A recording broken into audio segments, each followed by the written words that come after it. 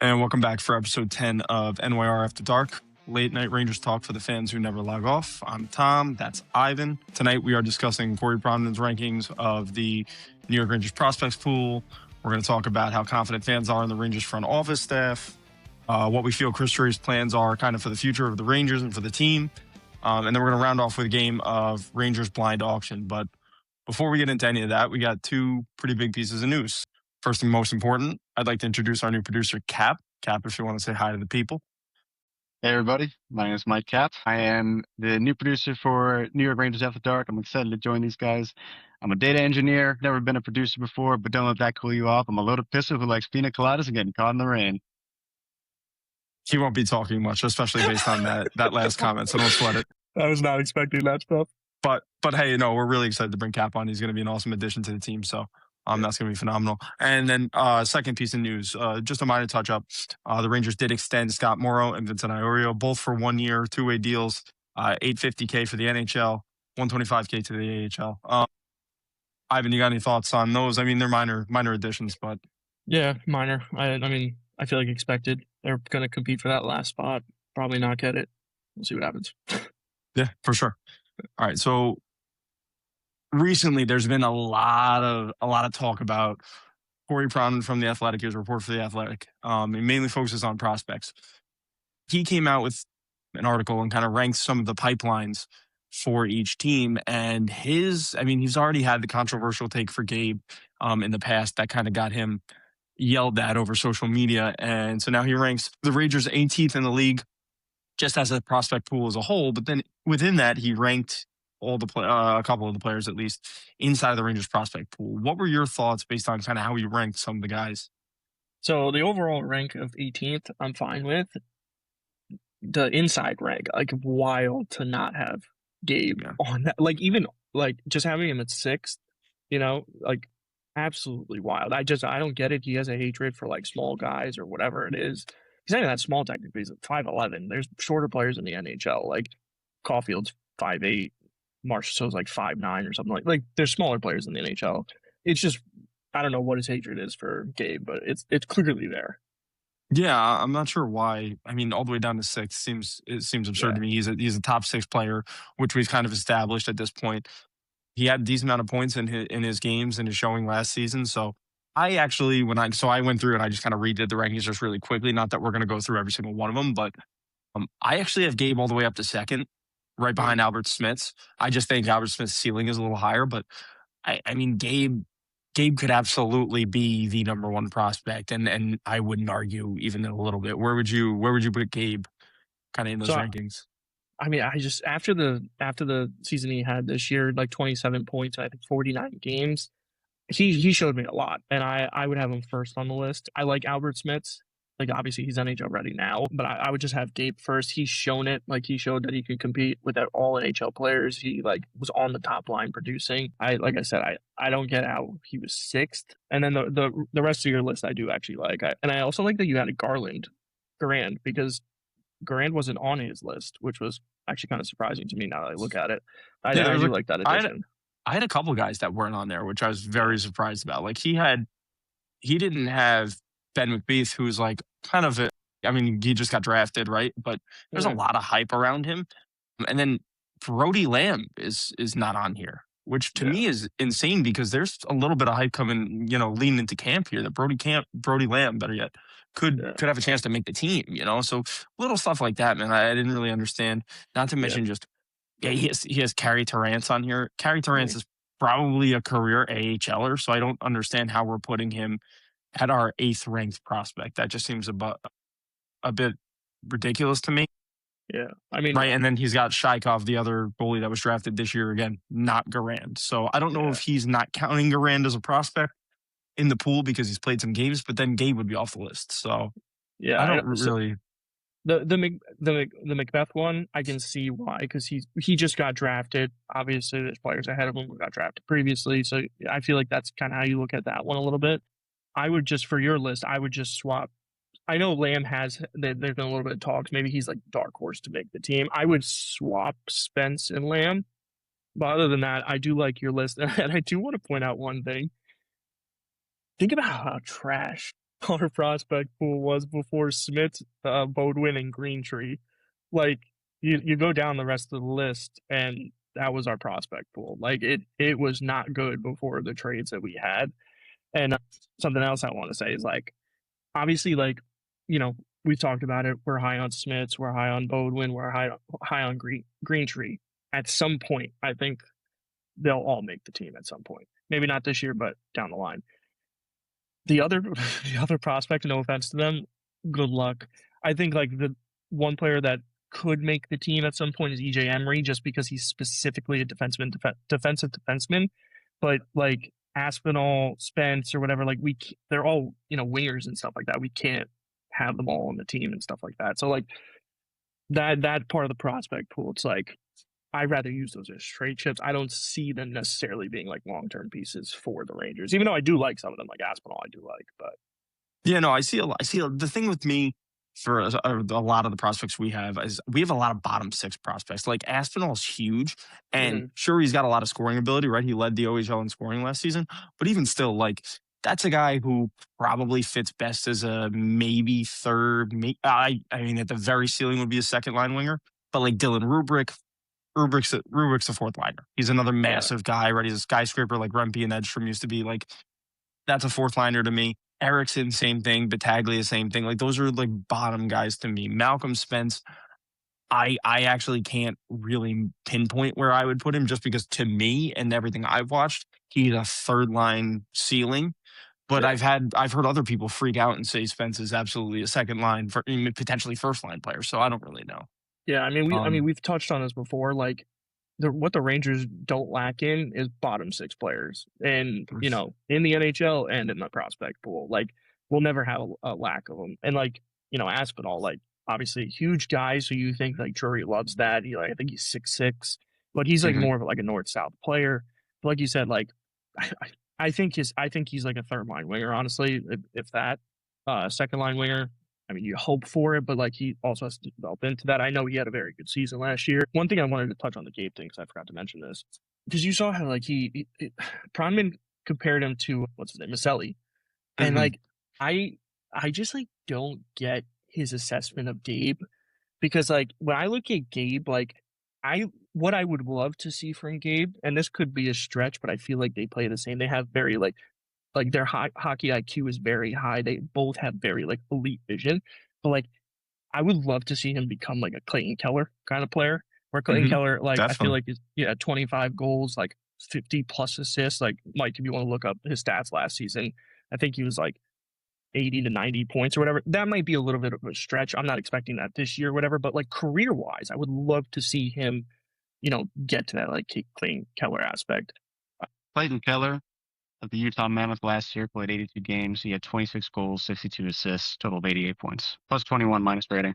Yeah, okay. So I was pretty close on that. Like, you know, 25 plus 50 assists. You know, like I would love to see that be Gabe, and obviously you would love to see more than that, but and I don't know if Clayton Keller is too high like a comparison or not, but like I hated the Maselli comparison so much. I think no matter what the bottom line is, you know, what Corey Pronman said partially seems like a little bit of rage bait and a little bit of like, hey, hockey news, hockey social media is a little dead right now. Let's get some stir the pot, right? That's how it came off to me. But if he's really doubling down on that, then to me it feels like you didn't really watch Gabe play. Because that's what it really felt like watching that pod. I'm like hearing him talk, and I'm like, did you like not watch anything he did this year? Like specifically one play I remember Gabe making. I think this is the game where Laff actually scored a hat trick. And yes, my cat just jumped up here. Last second goal, Gabe was in front of the net, and like everybody thought he was gonna shoot. And Laff was like on the right side of the net and made him just a nice quick pass. And Laff, like he was so open that he dragged the puck into the net. And everybody was impressed with that play. And I'm thinking to myself, I'm like, Pronman didn't even watch Gabe this year. There's no chance, because Rangers were out of the playoffs. No one cared about them. Only Ranger fans watch Ranger games when they're out of the playoffs. There's no doubt in my mind he didn't watch Gabe play this year. Yeah, no, I agree with you. Yeah. So kind of moving on, right? So he obviously ranked the pipelines, but then on top of that, The Athletic actually posted a front office confidence survey, right? and the Rangers ranked last somehow. I'll be honest with you, just as like an overarching assessment. I think if you're looking at the past 2 years and completely excluding this offseason and moving forward, which I believe, if I'm, let me double check this, this was put out, the article was posted August 20th. How do you, sure, like a 30-second fine for the past 2 years. But moving forward, looking at the offseason, looking at kind of the moves that Drury made this offseason and the future, how do you look at this team as 32nd as a front office? I mean, listen, Drury, I'm not a Drury defender. I don't love him to death. However, he's finally starting to do the things he said he was going to do, and I don't care, sixth season, whatever, but he's finally doing it. 30 seconds dramatic. You know what I mean? What did you think of this whole thing? So my first thought was that this survey, I know the article came out on the 20th. The survey had to have been done before like free agency or the draft or whatever, because like just some of it didn't make sense. Like roster build being D-, like what does this team necessarily lack? It lacks obviously a top 6 winger, which we all know and admit. Obviously, like we're higher on Gabe and Lath and think they can have like very good seasons. So most people might think like, okay, they're not top 6 yet. They're not, Right. there yet. But like I like our decor. I love our decor. We have probably the best goalie in the league, and then our forward group is decent enough. Like I didn't understand that part. Drafting and developing, we all agree with it. Not great. That was the one general point. consensus. We're all like, yeah, fine. Yeah, that was the one point that I agreed with. I mean, obviously, Drury really gets a bad rep because of the last 2 years, and I think this is just solely based off the last 2 years because we were dreadful. No one's denying that. I was surprised to see that we were ranked 32nd after all the moves that he did make this offseason. I agree with you. There were a lot of teams that didn't make any moves. Right? Exactly. Or made very minor moves that I think should have been lower. But whatever. I mean, the ones that I kind of highlighted were like trading, right? The public opinion was 28th, fans 31st. Again, we just traded for Pavel Dorofeyev. That 31st, how? Come on. So maybe you're right. Maybe this was before that. I have draft and develop again, 32nd. We all agree? No doubt. The overall ranking going from 28th last year to 32nd this year, again, I don't know. It doesn't make a lot of sense to me to continue to trend downwards. It doesn't make a lot of sense to me.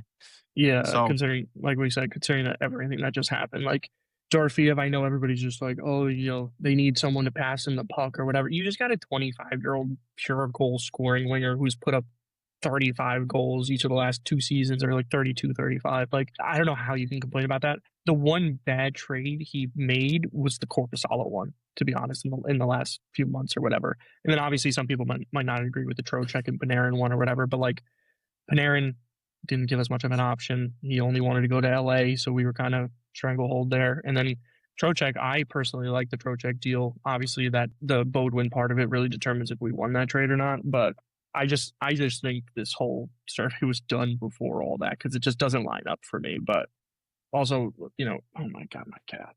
I really hope so, honestly. Like, I really genuinely hope this was done before that, purely for the fact that, like, we should have a little more faith in Drury. Again, don't love him to death. I'm not going to undyingly support him. However, he's making some moves, right? He completely revamped our second line for the decor, which is phenomenal, right? Whether you're a fan of Dursey or not because of his injury stuff, or you're a fan of Pettersson because he is 31 or whatever it is, like, and giving away 3 first-round picks, like, that's all a problem, right?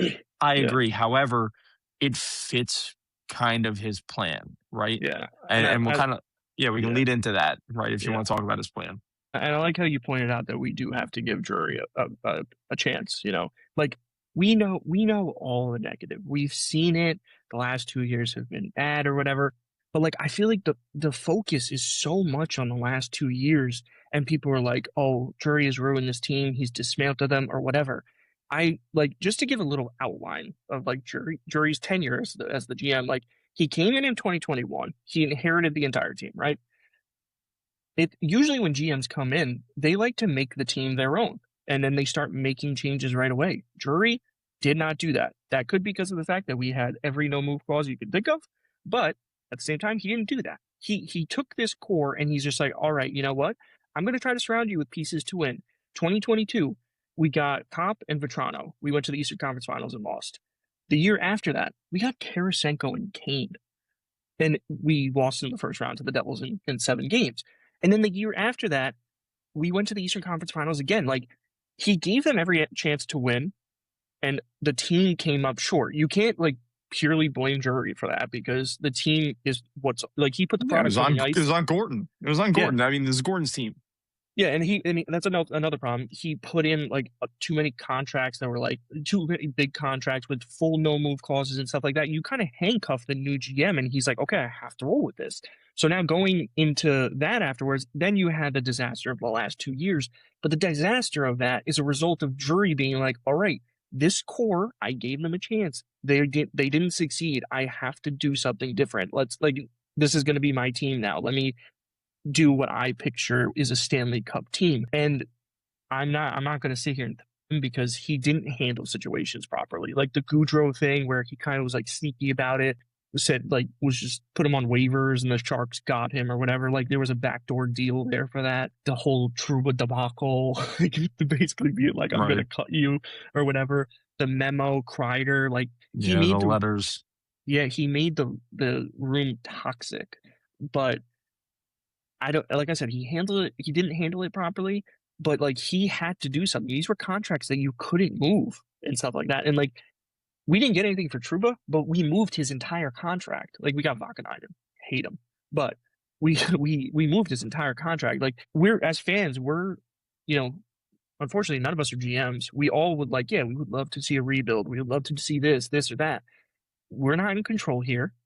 We're dealt the cards that we're dealt, and we have to deal with it. And it's like, I don't understand why focus on the negativity and just why not look forward and be like, all right, like Drury did a lot of crappy things here, but look what he's doing now. And then you hope that continues into the trade deadline, next off season, like, etc. To your guys' point too, I just want to point out that when teams make the playoffs in hockey, it goes to show just how difficult it is to actually make the playoffs in hockey, nonetheless win the whole thing. How often teams even repeat making the playoffs? 62% of the teams that make the playoffs make the playoffs next year, and then of those 62%, only 44% make the playoffs the following year. So most of windows in hockey are only 3 years to begin with, and Drury was, to your guys' point, given the hand that he was dealt, and put him in a position to win. Yeah, so I love that right there. Like they put him in the position to win, and like right now with his plan, you can kind of see his plan where he's like, all right, like I want to win now, but I also don't want to screw over our entire future. Like I understand we've traded 2 first-round picks, but like I imagine Drury's mindset there is like, hey, I gave up this 2030 pick. I don't expect us to be at the bottom of the league. And by the way, just in case we are, it's top 10 protected. So like, yeah, he is being smart with some of this stuff. You can see that he has an angle where he's like, okay, we do need to get younger. We need to get better. We need to bring in goal scoring and all this stuff. Like I actually think for the first time where I look at Drury and I'm like, okay, like I see it, now execute it. And I'm going to give you the chance to do that. No, I agree with you. And I think one thing that's kind of severely underappreciated when it comes to Drury is a lot of people are like, well, with the Trocheck thing, like he had a super high price point and was like unwilling to move him. But we kind of want that, don't we? We want someone who's not just going to give away our players, right? To sit there on your price point. Yes. Did he end up getting a lower value package for Trocheck in the end? Probably. But at the same time, like you're getting a defenseman that's going to help now, who is young, right? In Jersey, you're getting Cole Beaudoin, who is a prospect that, as we previously mentioned, like Utah went up to get him. That's how much faith they had in him. This is a league-wide assessment of Cole Beaudoin is people like him. They think he's a hard worker. They think he's a phenomenal prospect. So you can't be mad about that. And I think it was a 4th rounder. Not a big deal, whatever. But we're doing all that to give away Trocheck, who, let's be honest, is a guy who's maybe not at the very tail end of his career, but like it's coming there. It's coming close. You know what I mean? Like yes, he's a rat, and you're hoping you're getting that physicality with Beaudoin. You hope you're getting that filling of essentially third line center spot at this point when it was Trocheck if he had stayed. to Bodwin in the future. You know what I mean? So I don't understand all the freaking out about Drury's plan kind of coming to fruition here. Like you said, he's refilling the prospect pool. That's what you want. We just went through the prospect pipeline. 18th in the league. You're telling me last year we were 18th in the league? No chance. I don't even know we were ranked last year. And I don't want to know, if I'm being honest with you. So Cap, don't look that up because it'll just make me sad. Right? Yeah. We have come so far as prospects, and that's what everyone's complaining about, is that we had no direction, we had no future, and now we finally have that. So I don't understand where all the Drury slander is coming from for that stuff. You want to talk about the past, you want to talk about Goudreau, you want to talk about Drury, sure, fine. Talk about it all you want, talk about the letters and him kind of giving his hand to the entire league. Fine, I'm with it. But to talk about what he's doing now and to be dissatisfied and to say, oh, he's got no direction, that's absurd to me. He came out with a whole damn letter saying what his intentions was, and he's doing it, right? Yeah, but I just want to point out that one thing. There's no making Ranger fans happy with this though, because like you just said, like he put a high price tag on Trocheck. You remember the whole Billy Guerin thing? I think it was in the offseason where he's just like, I thought Drury was my friend, and you lower the no. When he said that, I was like, thank God Drury didn't just give in to Billy G, because that's the thing. GMs now, they thought prior, they were like, hey, like if we need something, like we can go to the Rangers and they'll probably give in a little bit and stuff like that. And then also like people complain about all the trades that he's made. Trouba, Kreider, what Goudreau got he was waived or whatever. Yeah. Kako, Keandre Miller. Like you complain about all these trades. Trocheck was technically the first trade where we looked at it and we're like, all right, we got a top 4 D-man, we got potential in a prospect, and then we got the pick or whatever. Like that was like the first, like I would say, decent return, because the Green Tree we won that trade. Exactly. Well, yeah, we won it if Bodwin. No, I think we tied it if Bodwin's like third line center, if he's second line center. We won that, knocked the home run, you know. But like the Panarin one, too early to judge, because obviously we got Green Tree. We'll see how he pans out. So like that was really the first trade I feel like he actually, you know, won in a sense and did well on, but fans still complain about it. And like that's just the annoying part about some fans. I feel like they're just so focused on like, even like the last 2 years, they're so focused. People are just like, oh, this team's a wild card team. It's a retool. What do you think? We're going to have a 1-year turnaround and we're going to be in the Stanley Cup next year? Like that's not how retools work. They're like a 1 to 3 year process. And like, yeah, at the end of the 3 years, if they don't make it, yeah, it sucks, because then you really have to like figure out what you're doing at that point. But like, this is technically year 1 of Drury's retool, and I think great first offseason for that. I don't have many complaints. I agree with you. And even tying in like some prior trades, like that Keandre trade that you kind of talked about, we got Scott Morrow, a first and a second. I'm sorry. That's a solid return for Keandre, at least for what he was doing on the Rangers, right? Yeah. We can complain all we want about how he really fits Carolina's system now and how, well, he's a Stanley Cup champion. Yeah, it's because of the system, right? We watched Keandre wearing a Rangers jersey, and that guy turned over the puck more times than anything else. Go ahead, Cap. You got something? I love Keandre Miller. You know I did. Yeah. I miss him so much. That was I miss Keandre. Just an offensive defenseman, just an offensive player playing on defense for some reason. Literally. I love that dude. He was great. I remember when he got traded, we all said, we were just like, he's going to be amazing in Carolina because it's in a structured system. The problem with the Rangers the last few years, they haven't had that like structure that Keandre needs. Like I still think to this day, like Keandre has one of the best defensive sticks in this league, and I loved him for that. I don't want to say he has low hockey IQ, but he made some dumb mistakes in his last year here. And, I think it was the system though. He wasn't set up in a position to make the right plays, and it didn't fit his skill set, and that's just it, right? We were trying to pair him with a bunch of different people, and it didn't really work out. I think right now with the defensive core we got, even Urho, which I don't appreciate the slander for before, by the way, even guys like that, like those are guys that will succeed in a system that is just very structured, which seems to be how Sully's kind of working the whole thing, right? Very structured. Hopefully now with our whole revamped decor, we've got guys falling into the right places, right? With a Schneider down on the third pairing. So that would be nice to see. So just round off Drury's plans here. What I think we should be kind of expecting from this plan, right? We're probably going to start to see some of these players that maybe aren't producing to their full potential, or even if they actually reach peak value, I think we should expect to see them move quickly, right?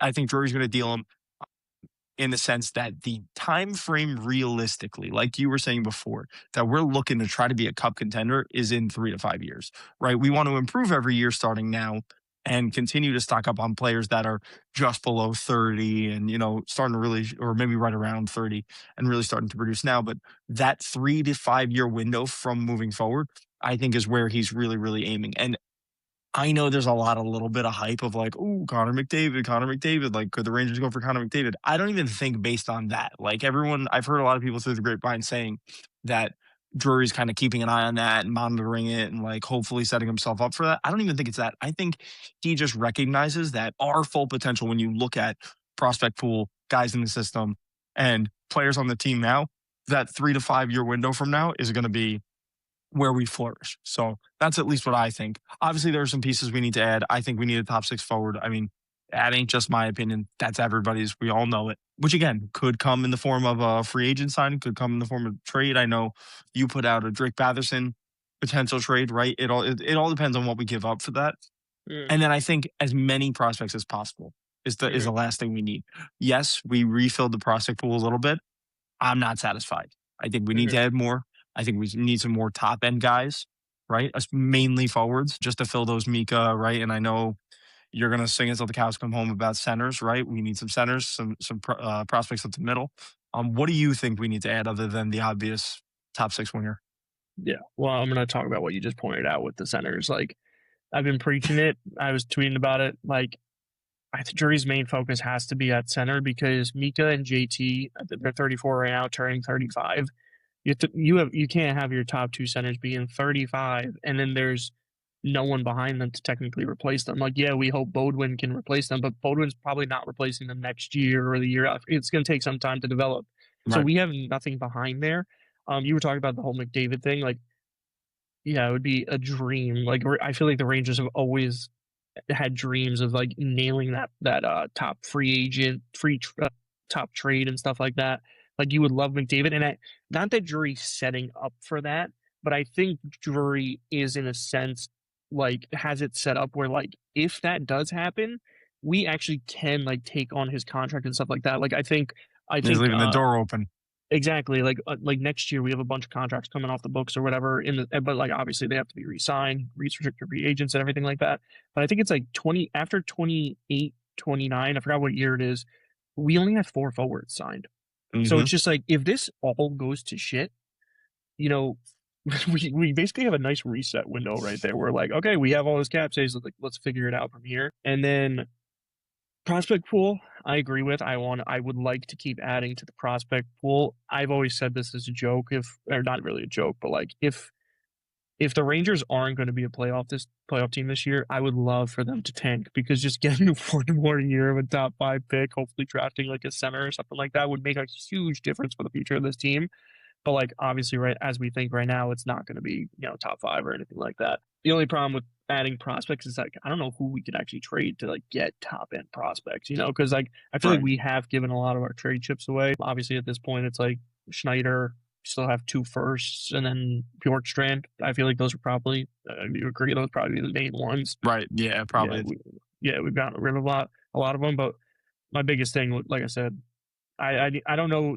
There's not necessarily any names out there other than Larkin and like Shane Wright of like the center position. I know Connor Zary was one of them too, but like there's no one really to go after right now. So maybe you have to wait. Maybe at the trade deadline, more names pop up or whatever. But I think a big focus has to be at that center position.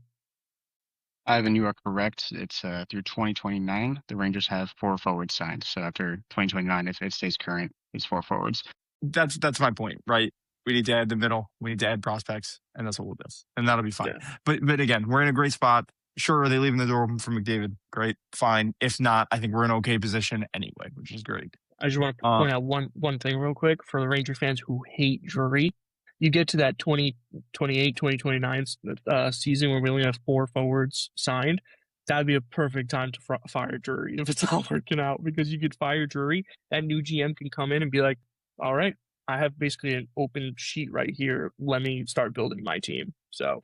Right. And you're really hoping with that Quentin Dolan move, right? With James Dolan passing it down, you would hope to see that by that point, if it's still a problem, Quentin kind of makes that call and says, hey, listen, like, it's just not really working out in your favor, and we're going to have to move on. So, here's the hoping for that. So for our last segment, we have Cap taking over. We're going to do a little Rangers blind auction. Cap, do you want to go over the rules for us? Okay, here's how it's going to work, fellas. Rangers blind auction going once. All right. There are a pool of 12 players. You guys each have to draft a full team. That means there are 2 goalies on the board. You guys do not know the order of the players. You do not know who the players are. It is, I will tell you, past and current Rangers. So you each have a bidding pool of 20. May the best man win. You guys ready? Yes, sir. Yes, sir. All right. So without further ado, first up on the chopping block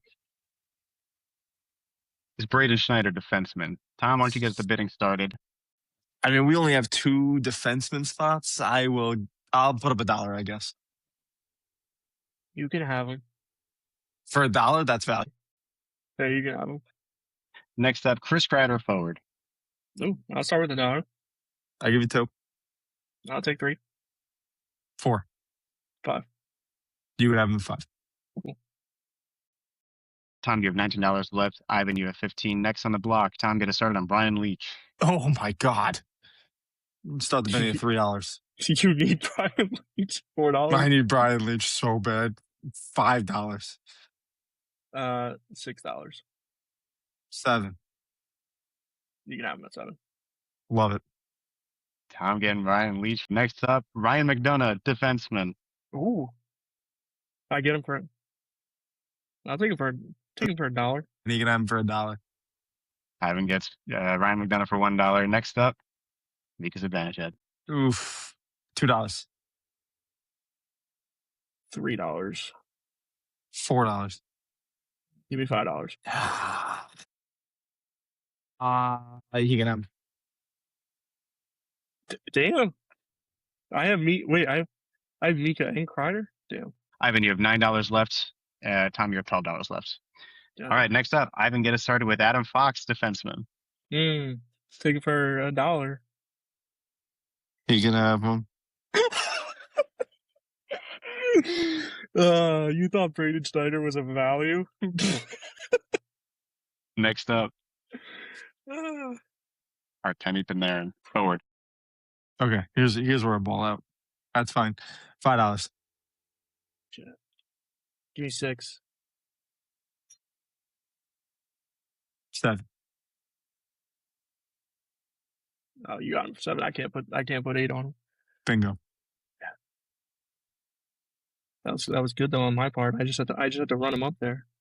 Tom, you take Artemi Panarin for $7. Next up, Igor Shesterkin. Oh, I forgot about goalie. No. Take him for $1.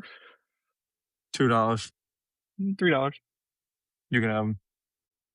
I'm banking on Hank. Come on, have Hank as the other goalie. Fuck. Tom, start the bidding with Mark Messier. You have $5 left. Ivan, you also have $5 left. Give me $1. Just put the rest of my money on him. So, Tom, that means you end up with Dylan Garand. You end up with Marian Gaborik. Okay. And you end up with Alexi Lafreniere. Fuck you, Ivan. I don't even care. I just smoked your ass. You smoked my shit. The Schneider thing fucked me. That was funny. The fact that you called him a value at $1 and then I got McDonough and Fox for $1 each. How the fuck was I supposed to know there was going to be just a bunch of people better than Braden Schneider after that? Again, I'm thinking Libor Hayek's coming in here. Come on. That was good. I just kicked your ass. Well, listen, I say we'll post it for you guys anyway. We'll let you guys check it out. And I guess you can decide who has the better lineup, even though everybody in the mother knows who it is. Mm-hmm. Any final statements there, Ivan, or no? No, that was the first game where I actually thrived. Yeah, you really did. When I'm not running the game, Ivan doesn't panic as much, I guess. Yeah. Thank you guys so much for listening to NYR After Dark. Be sure to follow us on X, Twitter, Instagram, TikTok, all the fun stuff. Reach out. Any sort of feedback, we love to hear it. And we will see you next week for some more Rangers Late Night Talk. Thanks, guys.